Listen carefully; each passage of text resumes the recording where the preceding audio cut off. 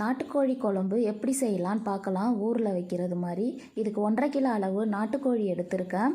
குக்கரை அடுப்பில் வச்சு குக்கர் சூடானதும் 50 கிராம் அளவு நல்லெண்ணெய் ஊற்றிருக்கேன். 2 பட்டை, 1/2 ஸ்பூன் சோம்பு, 1 ஏலக்காய், 2 கிராம்பு, 1 துண்டு பட்டை சேர்த்து பொரிஞ்சதும் 30 போல் சின்ன வெங்காயம் சேர்த்துருக்கேன். கண்டிப்பாக சின்ன வெங்காயமும் நல்லெண்ணெயும் நாட்டுக்கோழிக்கு சேர்த்துக்கணும். சின்ன வெங்காயம் வாசனை போகிற வரைக்கும் வதக்கிட்டு 3 தக்காளி கட் பண்ணி அது கூடவே சேர்த்துக்கணும். தக்காளி வதங்குறதுக்கு 1 ஸ்பூன் அளவு கல்லுப்பு சேர்த்து 2 நிமிஷம் தட்டு போட்டு மூடி வச்சிடலாம். 2 நிமிஷம் கழித்து திறந்து பார்த்தா தக்காளி நல்லா வதங்கி வந்திருக்கும். காரத்துக்கு ஏற்ப இப்போ ஒரு பச்சை மிளகாய் சேர்த்துக்கலாம்.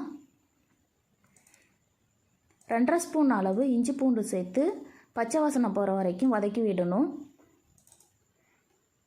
1 to 2 நிமிஷம் இது வதங்கினதும் நம்ம க்ளீன் பண்ணி வச்சுருக்கிற நாட்டுக்கோழியும் சேர்த்து வதக்கணும்.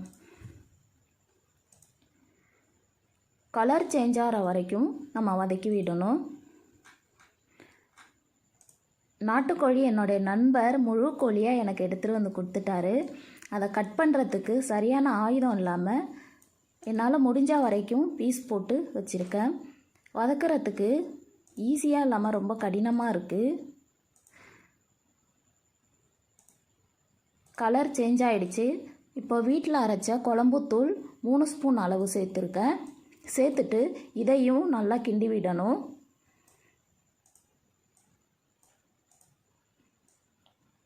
இது ஒரு பக்கம் இருக்கட்டும். இதுக்கு ஒரு மசாலா ரெடி பண்ணிடலாம். 20 போல் மிளகு, 1/2 ஸ்பூன் சீரகம், 1/2 ஸ்பூன் சோம்பு, 5 சின்ன வெங்காயம், 1 மூடி அளவாக தேங்காய் சேர்த்து அரைச்சி எடுத்துகிட்டு வந்துடலாம். அரைச்சிட்டு வந்த மசாலாவை நம்ம வதக்கி வச்சுருக்கிற கறி கூடவே சேர்த்துடலாம்.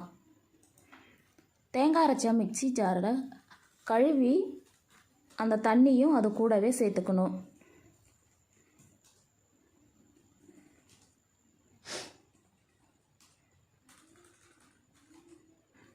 1/2 ஸ்பூன் அளவு இப்போது கல்லுப்பு சேர்த்துக்கலாம்.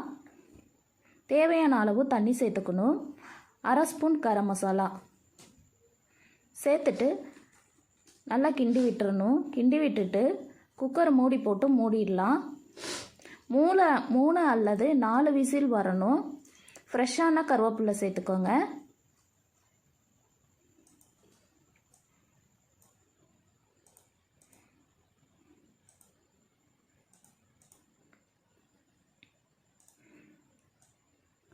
மூணு விசில் வந்ததும் நான் திறந்து பார்க்குறேன்.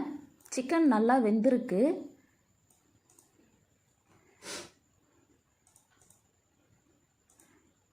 இன்கேஸ் இந்த டைமில் சிக்கன் வேகலை அப்படின்னா அப்படியே திரும்பவும் மூடி போட்டு மூடி இன்னும் 2 விசில் வச்சுக்கலாம். இப்போது சூப்பரான நாட்டுக்கோழி குழம்பு ரெடி ஆகிடுச்சு. ஊரில் வைக்கிறது மாதிரியே நீங்களும் இதே மாதிரி